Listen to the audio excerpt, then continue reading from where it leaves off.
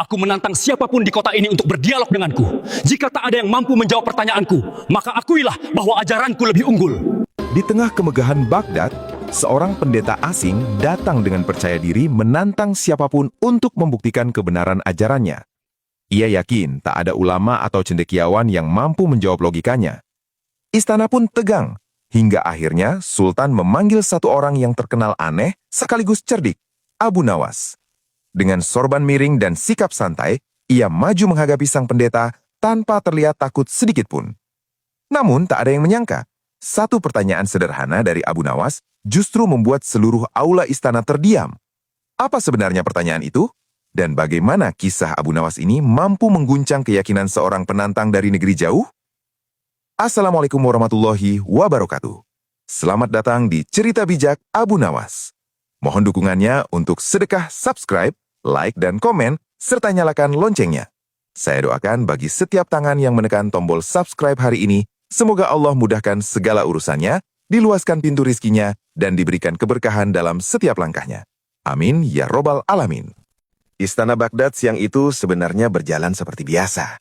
Para penulis sibuk menyalin dokumen, para pengawal berdiri tegak seperti patung, dan Raja Harun al-Rashid duduk dengan wajah setengah bosan mendengarkan laporan pajak gandum.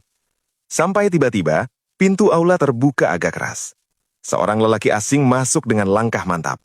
Pakaiannya mewah, jubahnya berkilau, kalung salib besar tergantung di dadanya. Wajahnya penuh percaya diri. Terlalu percaya diri malah. "Aku datang membawa kebenaran," serunya tanpa basa-basi. Beberapa pejabat langsung melirik satu sama lain. Raja mengangkat alis. Biasanya orang yang benar tidak perlu teriak. Pendeta itu berdiri di tengah aula. "Aku menantang siapapun di kota ini untuk berdialog denganku. Jika tak ada yang mampu menjawab pertanyaanku, maka akuilah bahwa ajaranku lebih unggul." Beberapa ulama saling pandang. Bukan karena takut, tapi karena gaya bicaranya seperti orang yang sudah merasa menang sebelum mulai. Seorang ulama tua berbisik, "Ini bukan mau diskusi, ini mau panggung." Raja tersenyum tipis. "Apa yang kau cari sebenarnya? Ilmu atau tepuk tangan?"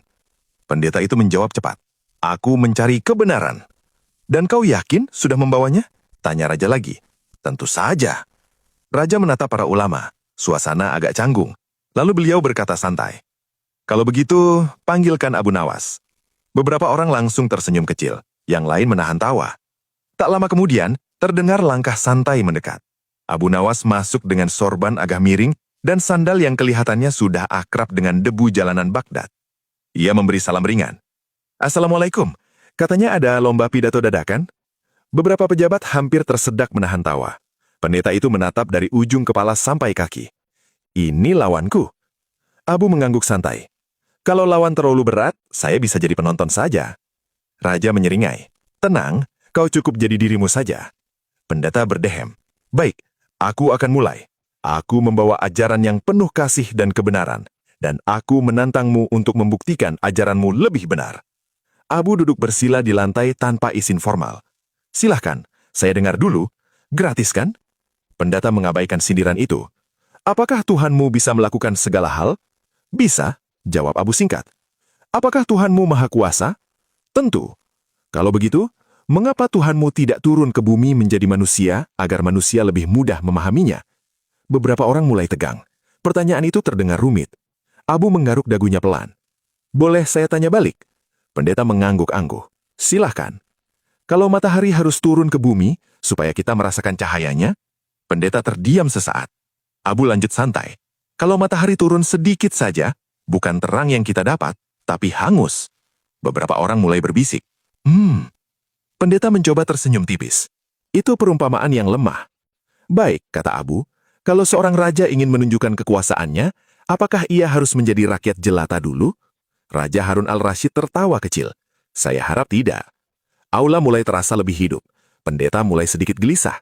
"Tuhan bisa memilih wujud apa saja." Abu mengangguk. "Bisa, tapi kalau Tuhan memilih jadi lemah, lapar, atau tidur, apakah itu masih maha kuasa?" Hening. Pendeta mengerutkan kening. "Itu misteri ilahi." Abu tersenyum lebar. "Misteri boleh, tapi jangan sampai bertabrakan dengan logika dasar." Beberapa pejabat mulai mengangguk-angguk. Pendeta mencoba kembali menyerang. "Kau terlihat terlalu santai untuk perkara besar seperti ini." Abu tertawa kecil.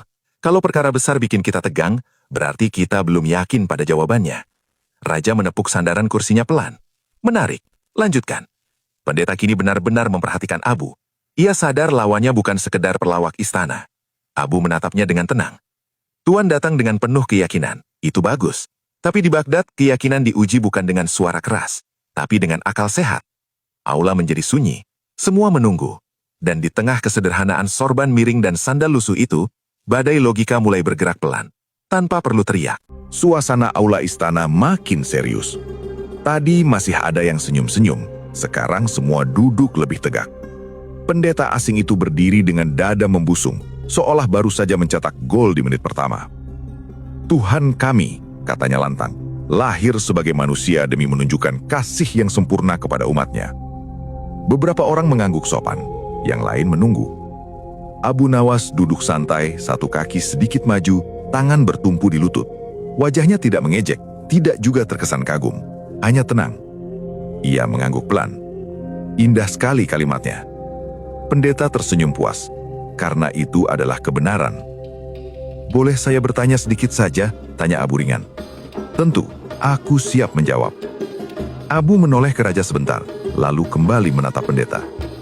Jika Tuhan lahir, berarti ada waktu sebelum ia lahir, benar? Pendeta menjawab cepat. Ia sudah ada sejak kekekalan. Baik, kata Abu. Kalau begitu saat ia masih bayi, siapa yang mengatur matahari terbit? Aula langsung sunyi. Pendeta berkedip. Itu tetap Tuhan. Abu mengangguk lagi. Yang mana? Yang di langit atau yang sedang disusui? Beberapa pejabat menunduk, menahan reaksi. Pendeta mulai menaikkan nada. Kau tidak memahami hakikat inkarnasi. Abu tersenyum tipis. Saya hanya mencoba memahami urutannya. Kalau Tuhan menjadi manusia, apakah sifat ketuhanannya berhenti sementara? Tidak. Berarti saat ia tidur, alam tetap berjalan. Tentu. Kalau begitu, lanjut Abu santai, tidurnya itu sungguhan atau pura-pura? Pendeta mulai terlihat tidak nyaman. Itu misteri ilahi. Abu langsung menyahut, masih dengan nada lembut. Misteri itu boleh, tapi logika jangan ditinggalkan. Beberapa orang mulai berbisik pelan. Pendeta mencoba balik menyerang. Tuhan mampu melakukan apa saja. Setuju, jawab Abu cepat. Termasuk menjadi manusia. Setuju juga, kata Abu. Tapi boleh saya tanya lagi? Pendeta mengangguk, walau kini lebih hati-hati. Apakah Tuhan bisa menjadi lemah? Tuhan bisa merendahkan diri. Apakah Tuhan bisa menjadi tidak tahu sesuatu? Tentu tidak. Apakah bayi tahu segalanya? Tanya Abu ringan. Pendeta terdiam sesaat. Abu melanjutkan. Kalau Tuhan menjadi bayi, apakah ia tetap maha mengetahui? Ya. Berarti bayi itu tahu segala isi langit dan bumi. Pendeta menghela napas. Itu misteri. Abu menoleh ke hadirin. Kalau semua jawaban adalah misteri, kapan kita boleh bertanya? Beberapa orang mulai tersenyum. Pendeta mengangkat tangan. Kau memelintir logika. Abu tertawa kecil. Saya tidak memelintir, saya cuma mengikuti lurusnya saja. Raja Harun al-Rashid bersandar dengan wajah tertarik. Lanjutkan. Abu menatap pendeta lagi. Tuhan mengatakan Tuhan lahir demi kasih. Apakah sebelum itu Tuhan tidak punya kasih? Tentu punya. Berarti kasihnya tidak bergantung pada kelahiran itu. Pendeta terdiam. Kalau begitu, lanjut Abu, mengapa harus melalui proses lahir, lapar, dan tidur kalau kasihnya sudah sempurna tanpa itu? Ruangan makin hening. Bahkan suara sandal pengawal terasa keras. Pendeta mencoba mengatur napas. Kau terlalu mengandalkan akal. Abu mengangguk santai. Memang, bukankah akal juga ciptaan Tuhan? Pendeta tak langsung menjawab. Abu tersenyum kecil. Kalau Tuhan memberi kita akal, lalu kita tidak boleh memakainya saat bicara tentangnya, untuk apa diberi? Beberapa ulama mulai mengangguk perlahan. Pendeta mulai kehilangan ritme. Kebenaran tidak selalu masuk akal. Abu menjawab pelan. Benar, tapi kebenaran juga tidak mungkin bertabrakan dengan logika dasar. Ia lalu berdiri perlahan. Kalau Tuhan Maha Kuasa, Dia tidak perlu menjadi lemah untuk membuktikan kuasanya. Dan kalau Tuhan Maha Pengasih, Dia tidak perlu menjadi manusia untuk menunjukkan kasih-Nya. Pendeta terdiam cukup lama. Abu menambahkan dengan nada ringan. Kalau raja di sini ingin menunjukkan kebaikannya, beliau tidak perlu pura-pura jadi tukang roti, kan? Raja tertawa kecil. Saya harap tidak. Aula sedikit mencair. Abu kembali duduk. Saya tidak mengejek keyakinan Tuan. Saya hanya bertanya, karena kalau sebuah keyakinan kuat, ia tidak takut dengan pertanyaan. Pendeta kini tak lagi setegar tadi. Wajahnya masih percaya diri, tapi retakannya mulai terlihat. Dan di aula Baghdad hari itu, orang-orang belajar satu hal sederhana. Kadang bukan teriakan yang mengguncang keyakinan, tapi satu pertanyaan yang diajukan dengan tenang. Aula istana belum juga redah dari ketegangan babak sebelumnya. Pendeta itu menarik napas panjang, mencoba mengumpulkan kembali wibawanya yang mulai goyah. Ia berdiri lebih tegak. Tuhan Maha Kuasa, katanya tegas. Ia bisa melakukan apa saja. Abu Nawas langsung mengangguk. Setuju, kalau soal Maha Kuasa, kita sepakat. Pendeta sedikit lega. Nah, jadi tidak ada yang mustahil bagi Tuhan. Abu tersenyum kecil. Boleh saya lanjut sedikit? Pendeta mengangguk, walau kini lebih hati-hati. Kalau Tuhan bisa melakukan apa saja, apakah Tuhan bisa menjadi lemah? Ruangan kembali hening. Pendeta menjawab cepat. Ia bisa merendahkan diri. Abu mengangguk lagi. Baik, tapi merendahkan diri itu pilihan. Lemah itu kondisi. Apakah Tuhan bisa menjadi benar-benar lemah? Pendeta mulai mengernyit. Maksudmu? Abu melipat tangan santai. Kalau ia lapar, berarti ia butuh makan, kan? Sebagai manusia, iya. Kalau ia lelah, berarti ia butuh istirahat. Pendeta terdiam sesaat. Dalam wujud manusia, iya. Kalau ia mati, berarti hidupnya berakhir. Pendeta cepat menjawab, tidak, itu hanya tubuh manusianya. Abu tersenyum pelan. Berarti yang mati bukan Tuhan. Pendeta terjebak di persimpangan kata-katanya sendiri. Beberapa orang mulai berbisik. Raja mengangkat tangan agar suasana tetap tenang. Abu melanjutkan dengan nada ringan, bukan menyerang. Kalau Tuhan lapar, berarti ia membutuhkan. Kalau ia membutuhkan, berarti ada yang memberi. Kalau ia diberi, berarti ia tidak mandiri. Lalu di mana letak keabadian dan kemandiriannya? Pendeta mencoba membalas. Itu misteri ilahi. Kau terlalu membatasi Tuhan dengan logika manusia. Abu mengangkat bahu. Saya tidak membatasi.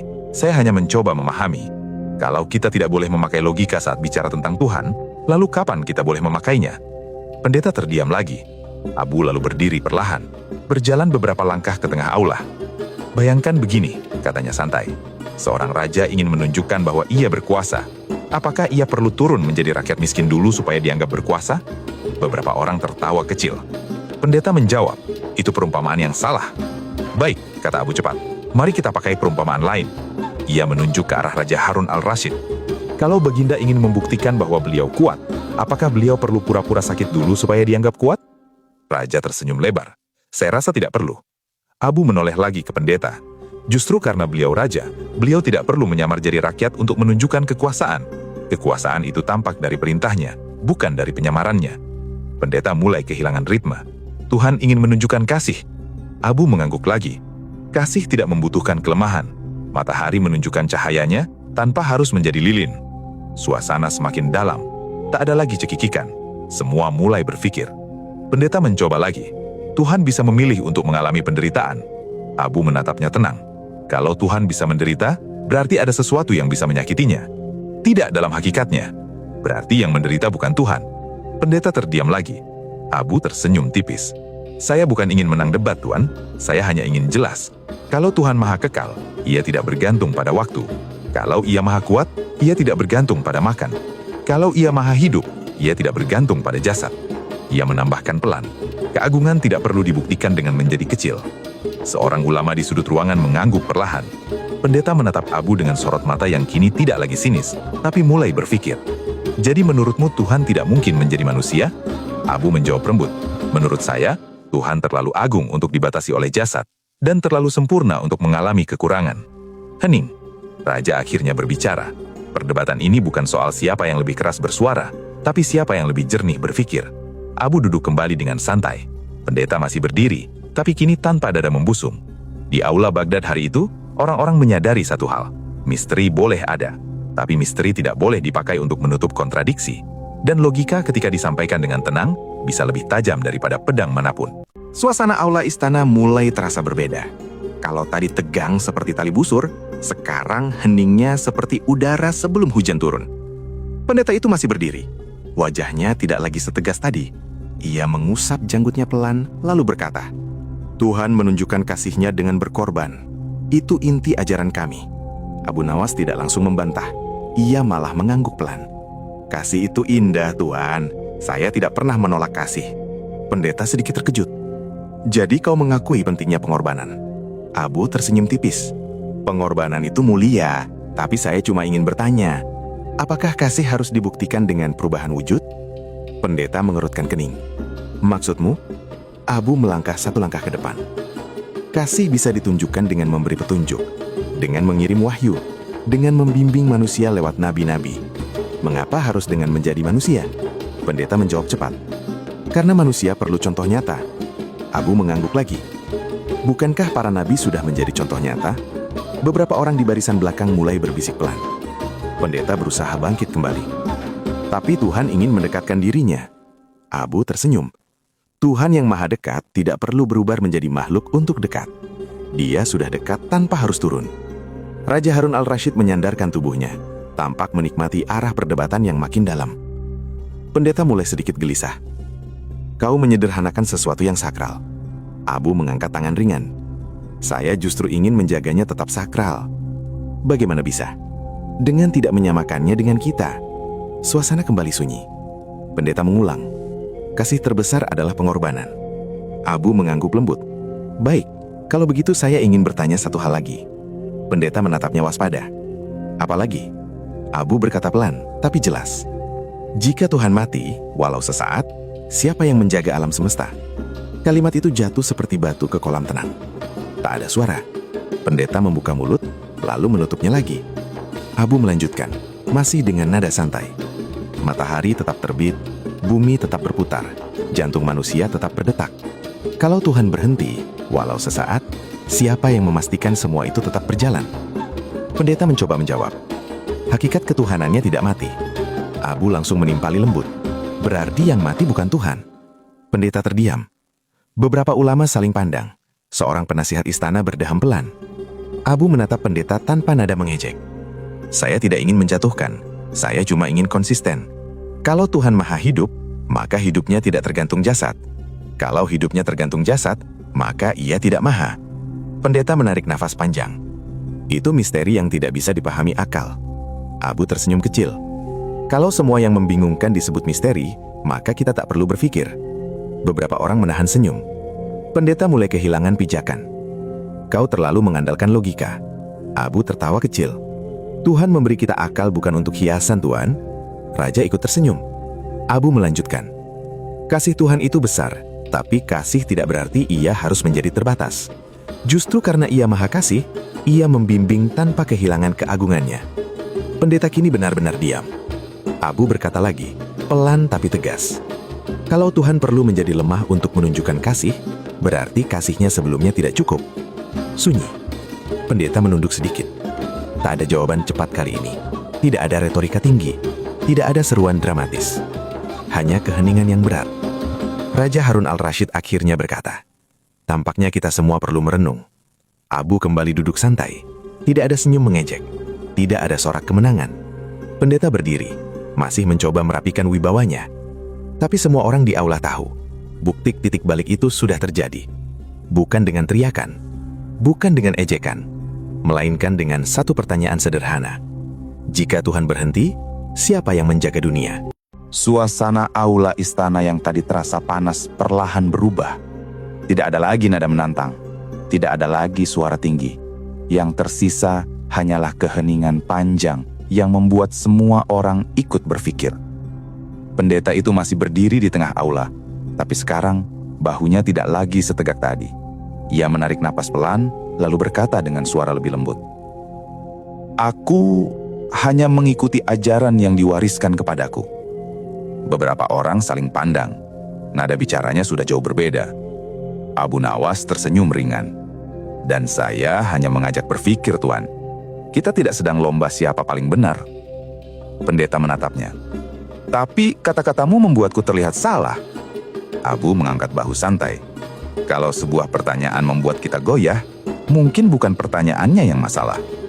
Raja Harun al-Rasyid tersenyum kecil di kursinya. Pendeta duduk perlahan di bangku yang disediakan.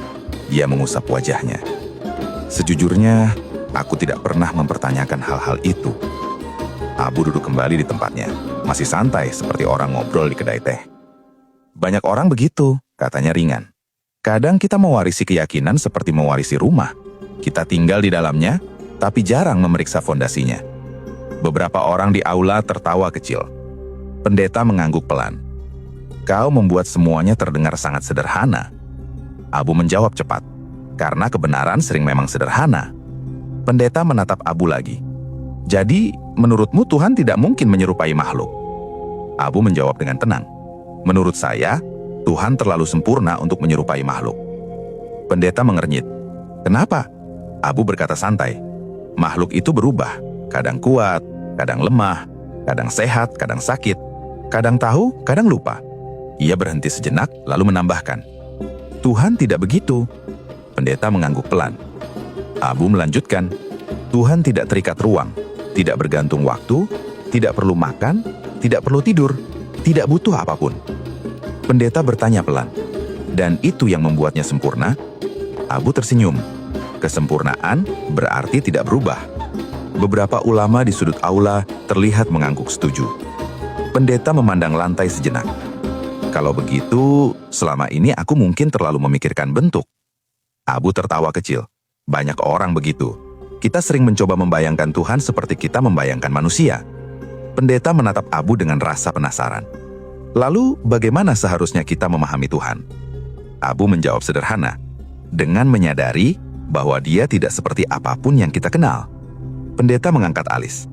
Tidak seperti apapun. Tidak seperti manusia. Tidak seperti benda. Tidak seperti makhluk apapun. Raja Harun al-Rashid ikut menimpali dari kursinya. Kalau Tuhan bisa dibandingkan dengan sesuatu, berarti Dia tidak unik. Abu mengangguk. Tepat sekali, Baginda. Pendeta mulai tersenyum tipis. Menarik, sangat menarik. Seorang pejabat di barisan belakang berbisik pada temannya. Ini sudah bukan debat lagi. Temannya menjawab pelan. Ini seperti kelas filsafat. Di tengah aula, pendeta menatap Abu lagi. Kau tidak pernah mengejekku. Abu mengangkat bahu. Kenapa harus? Tujuan kita kan mencari kebenaran, bukan mencari musuh. Pendeta menghela napas panjang. Aku datang dengan niat menantang. Abu tertawa kecil. Bagus, kalau tidak begitu kita tidak akan ngobrol seru seperti ini. Beberapa orang tertawa ringan. Pendeta berkata pelan. Aku mulai melihat hal-hal yang sebelumnya tidak pernah kupikirkan. Abu menjawab lembut. Berpikir itu perjalanan, Tuan. Kadang kita perlu berjalan jauh untuk melihat pemandangan yang lebih luas. Pendeta mengangguk. Suasana aula terasa jauh lebih hangat sekarang. Tidak ada lagi ketegangan. Seorang ulama tua berbisik pelan. Inilah dialog yang sebenarnya. Pendeta akhirnya berkata, mungkin aku datang ke Baghdad untuk berdebat, tapi ternyata aku datang untuk belajar. Abu tersenyum lebar. Selamat datang di kota ilmu. Beberapa orang tertawa kecil. Di istana Baghdad hari itu, orang-orang mulai menyadari sesuatu. Perdebatan yang dimulai dengan tantangan, perlahan berubah menjadi pencarian. Dan ketika hati mulai terbuka, kebenaran tidak lagi terasa seperti serangan, melainkan seperti cahaya yang pelan-pelan menerangi pikiran. Aula Istana Baghdad kini tidak lagi terasa seperti arena duel. Suasananya lebih mirip ruang belajar besar, tempat semua orang ikut merenung. Pendeta itu duduk diam cukup lama. Tangannya saling menggenggam di atas lutut. Wajah yang tadi penuh percaya diri kini terlihat jauh lebih tenang. Ia menatap lantai beberapa detik sebelum akhirnya berbicara. Aku tidak pernah mempertanyakan inkonsistensi itu. Suaranya pelan, hampir seperti berbicara pada dirinya sendiri. Beberapa orang di aula saling pandang. Tidak ada yang mengejek. Justru banyak yang terlihat menghargai kejujuran itu. Abu Nawas tersenyum kecil. Tidak apa-apa, Tuan. Banyak orang juga begitu. Pendeta menoleh kepadanya. Benarkah? Abu mengangguk santai. Kadang kita mewarisi keyakinan seperti mewarisi resep keluarga. Kita memakainya terus tanpa pernah membaca ulang bahannya. Beberapa orang tertawa pelan. Raja Harun al-Rashid menatap Abu dengan wajah bangga. Kau benar-benar tahu cara membuat orang berpikir tanpa membuat mereka tersinggung. Abu mengangkat bahu. Kalau orang merasa diserang, biasanya mereka berhenti mendengar. Pendeta menghela napas panjang. Aku datang ke sini untuk menantang. Abu tersenyum ringan. Dan sekarang? Pendeta menjawab jujur. Sekarang aku merasa seperti murid. Beberapa orang di aula tersenyum. Raja berkata, itu bukan hal memalukan. Justru itu tanda orang bijak. Pendeta menatap Abu lagi. Kau tidak pernah mencoba mempermalukanku? Abu menjawab santai. Untuk apa? Kalau tujuan kita mencari kebenaran, mempermalukan orang tidak membantu. Pendeta mengangguk pelan. Aku menyadari sesuatu, katanya. Selama ini aku berbicara dengan penuh keyakinan, tapi jarang sekali berhenti untuk bertanya. Abu tertawa kecil. Bertanya itu seperti membuka jendela. Kadang kita baru sadar udara di dalam ruangan sudah pengap. Beberapa orang kembali tersenyum. Pendeta menatap ke arah raja. Baginda, aku harus jujur. Aku datang sebagai penantang, tapi aku pulang sebagai pencari. Raja mengangguk dengan senyum hangat. Baghdad selalu terbuka untuk para pencari. Pendeta kemudian menoleh kepada Abu. Terima kasih. Abu tertawa kecil. Untuk apa? Untuk tidak memperlakukanku sebagai musuh. Abu menjawab santai. Kita semua sedang mencari jalan yang sama, Tuan. Kadang hanya berbeda arah di awal. Pendeta mengangguk. Di aula itu, suasana terasa jauh lebih ringan dibandingkan saat perdebatan dimulai. Tidak ada kemenangan yang dirayakan. Tidak ada kekalahan yang dipermalukan. Yang ada hanyalah sesuatu yang jauh lebih berharga. Kesadaran. Dan di Baghdad hari itu, orang-orang menyaksikan sesuatu yang jarang terjadi. Seorang penantang berubah menjadi pencari. Bukan karena dipaksa, tetapi karena pikirannya sendiri akhirnya melihat lebih jauh. Aula istana Baghdad masih sunyi. Tidak ada tepuk tangan. Tidak ada sorakan kemenangan seperti di arena pertandingan. Semua orang justru diam, seolah sedang memikirkan sesuatu yang baru saja mereka dengar. Beberapa pejabat menatap satu sama lain. Para ulama terlihat merenung. Bahkan para pengawal yang biasanya kaku pun tampak ikut berpikir. Raja Harun al-Rashid perlahan berdiri dari singgasananya. Semua orang langsung menegakkan badan. Raja memandang ruangan sejenak, lalu berkata dengan suara tenang, "Hari ini, Baghdad tidak hanya mempertahankan kehormatannya, tapi juga menjaga kejernihan akal." Aula tetap hening, tetapi kalimat itu terasa berat dan bermakna. Pendeta asing itu bangkit dari tempat duduknya. Wajahnya jauh berbeda dari saat pertama kali masuk ke istana. Tidak ada lagi kesombongan, tidak ada lagi nada menantang. Ia berjalan mendekati Abu Nawas. Beberapa orang menahan nafas. Pendeta itu lalu menundukkan kepala sedikit. "Engkau tidak mengalahkanku," katanya pelan. Abu mengangkat alisnya. "Tidak." Pendeta tersenyum tipis. "Engkau menyadarkanku." Beberapa orang di aula saling pandang. Abu tertawa kecil. "Kalau begitu kita sama-sama menang." Pendeta mengangguk. "Aku datang ke sini dengan niat menunjukkan bahwa aku paling benar." Abu menimpali santai. "Dan sekarang aku sadar, kebenaran tidak butuh suara keras." Raja tersenyum dari tempatnya. Pendeta melanjutkan. "Aku pikir perdebatan adalah soal siapa yang bisa berbicara paling tajam. Ternyata bukan itu." Abu menyilangkan tangan. "Lalu apa?" Pendeta menjawab. "Soal siapa yang paling jujur pada pikirannya sendiri." Seorang ulama tua di sudut aula mengangguk perlahan. "Kalimat itu layak ditulis di pintu sekolah," katanya pelan. Beberapa orang tersenyum. Pendeta menatap Abu lagi. "Ada satu hal yang masih membuatku penasaran." "Apa itu?" tanya Abu. "Kenapa kau tidak pernah mengejekku?" Abu tertawa kecil. "Kalau orang merasa diejek, biasanya dia berhenti mendengar." Pendeta mengangguk. "Dan aku ingin kau tetap mendengar," lanjut Abu santai. Raja berkata dari kejauhan. "Cara itu lebih efektif daripada 1000 argumen." Pendeta menoleh kepada raja lalu berkata, "Baginda memiliki penasihat yang unik." Raja tersenyum. "Ia bukan penasihat resmi." Abu cepat menyahut, "Syukurlah." Beberapa orang tertawa kecil. Pendeta menarik nafas panjang. "Aku akan pulang membawa banyak pertanyaan baru." Abu mengangguk. "Pertanyaan itu bagus. Kadang pertanyaan yang jujur lebih berharga daripada jawaban yang terburu-buru." Pendeta mengulurkan tangan. Abu menerimanya. Seorang pejabat di belakang berbisik kepada temannya. "Aneh ya? Apa?" "Tidak ada yang kalah, tapi semua merasa menang."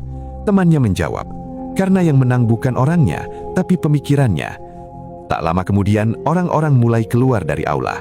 Mereka tidak ramai seperti biasanya. Banyak yang berjalan pelan, masih memikirkan dialog yang baru saja terjadi. Di halaman istana, dua pengawal sedang berbicara. "Menurutmu siapa yang menang?" tanya salah satu. Yang lain menjawab, "Menurutku, logika yang menang." Di dalam aula, Abu Nawas sedang merapikan sorbannya yang sedikit miring. Raja mendekatinya. "Kau membuat istana ini seperti ruang kelas filsafat," kata raja sambil tersenyum. Abu menjawab santai. "Kadang orang perlu diingatkan bahwa berpikir itu juga ibadah." Raja tertawa kecil. pendeta itu berjalan keluar dari istana dengan langkah lebih pelan daripada saat ia datang. Ia tidak lagi membawa sikap menantang.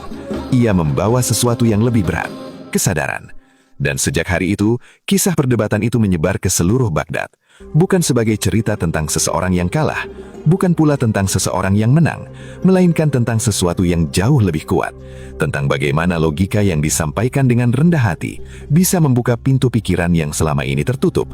Dan orang-orang Baghdad belajar satu hal sederhana. Kebenaran tidak butuh teriakan. Ia cukup berdiri tenang di atas akal yang jujur.